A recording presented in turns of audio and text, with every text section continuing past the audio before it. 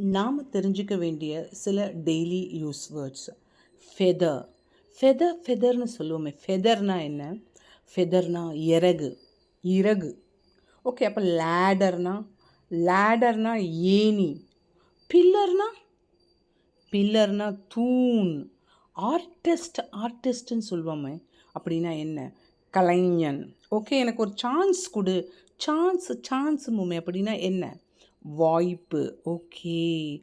ட்ராட் அந்த இடம் ட்ராட்னா வறட்சி. அந்த இடம் வறட்சியாக இருக்குதுன்னா ட்ராட்னு சொல்லுவோம். ஓகே. அப்போ டீப்பாக இருக்குன்னா என்ன சொல்லுவோம்? ஆழமாக இருக்குன்னு.